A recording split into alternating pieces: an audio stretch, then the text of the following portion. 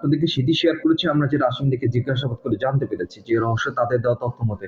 নিঃসন্দেহে এটা খুব ন্যক্কারজনক একটা ঘটনা। কারণ সাংবাদিকতা একটি মহান পেশা।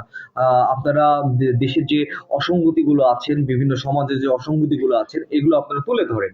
এখন এই অসঙ্গতি তুলতে গিয়ে বা পেশাদারিত্ব করতে গিয়ে যে হুমকিগুলো, চ্যালেঞ্জগুলো সেটি আসলে খুব দুঃখজনক। তবে আমরা পুলিশ বাহিনী হিসেবে, আমাদের যে আইনশৃঙ্খলা বাহিনী হিসেবে আমরা আপনাকে এটুকু আশ্বস্ত করতে চাই যে আমরা আপনাদের পাশে আছি। আপনার পেশাগত কাজ যেন আপনি নিরাপদে করতে পারেন। আপনার উপর কোনো আক্রমণ হলে সেটি যেন আইনের আওতায় আসে, সেজন্য ন্যায় বিচার পায়, সেজন্য আমাদের সর্বোচ্চ তৎপরতা থাকবে। আমাদের পুলিশ সুপার স্যারে আপনারা দেখেছেন এই মামলাটি রুজু হওয়ার মোটামুটি ১২ থেকে ১৫ ঘন্টার মধ্যেই কিন্তু এই আসামিরা গ্রেফতার হয়েছে।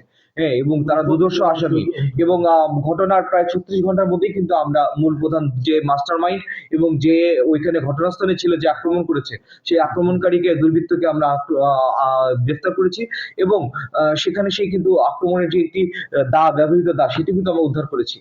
তো সেই ক্ষেত্রে আমরা এটুকু বলতে পারি যে আমাদের বাংলাদেশ পুলিশ বাহিনীর পক্ষ থেকে আপনারা যারা সাংবাদিক পেশায় নিযুক্ত আছেন, আপনাদের পাশে আমাদের সর্বোচ্চ সহযোগিতা থাকবে এবং আপনাদের কাছেও আমাদের একটা রিকোয়েস্ট থাকবে যে আপনারা চলাফেরার সময় একটু চোখ কান খোলা রাখবেন, সতর্ক থাকা যে রাত যদি মধ্যরাত হয় তাহলে আপনারা সেখানে যদি পুলিশের সহায়তা বা স্থানীয় লোকজনের সহায়তা নেওয়া, যাতে একা একা এই ধরনের মুভমেন্ট না করে, যেটা আমার ওসি সাহেব একটু আগে বলেছেন, এটা আমার কাছে একটা রিকোয়েস্ট থাকবে।